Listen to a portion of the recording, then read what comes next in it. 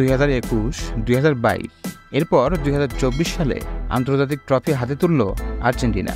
Lionel Messi ও Angelo Di Maria ক্যারিয়ারের শুরুটা আন্তর্জাতিক স্তরে আশানুরূপ করতে না পারলেও তারা শেষের দিকটা হাসি মুখে করলেন।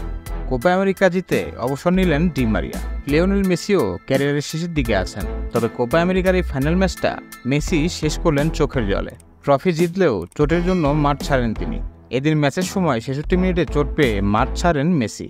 একটি বল তাড়া করতে গিয়ে তিনি ডান পায়ে চোট পান। কারো সঙ্গে সংযোগ হয়নি তার। পা ঠিকমতো মাটিতে না পড়ার জন্য তিনি চোট পান। স্টেডিয়ামে তার চিকিৎসা শুরু হওয়ার পর তাকে তুলে নেওয়া হয়। আর মাঠ ছাড়ার সময় মেসিকে দেখা যায় হতাশ হতে। ডাগ আউটে বসে তিনি কাঁদতে থাকেন। মুখ ঢাকেন তিনি চোখের জল লুকাতে। ডি মারিয়া মেসিকে দেখতে একবার আসেন।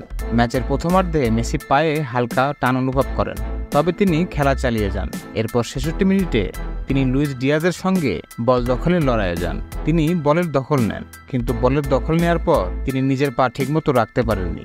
এরপর পড়ে যান এবং মাঠে পড়ে কাতরাতে থাকেন। খুঁড়িয়ে মাঠ ছাড়তে দেখা যায়। এরপরই কান্নায় ভেঙে পড়েন তিনি।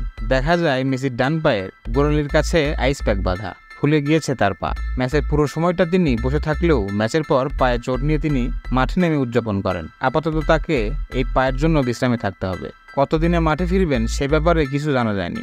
এই কোপা আমেরিকায় মেসি মাত্র একটি গোল পেলেন। তিনি সেমিফাইনালে একটি গোল পান। পুরো কোপাটা নিজের প্রত্যাশার মতো খেলতে পারেননি। ফাইনালে তিনি অবশ্য বেশ কয়েকটা গোলের জন্য বল বাড়ান, যদিও সেগুলো কাজে লাগেনি। কোপা ফাইনালের আগে লিওনেল মেসি জানান তিনি ক্যারিয়ারের শেষের দিকে এই লড়াইগুলো উপভোগ করছেন, তবে কতদিন খেলবেন সেটা জানায়নি। গত বিশ্বকাপের আগে মেসি অবসরের ঘোষণা করলেও ফিরে আসেন। ফের কবে দেখা যাবে মেসির ম্যাজিক সেটা দেখার অপেক্ষায় গোটা ফুটবল বিশ্ব।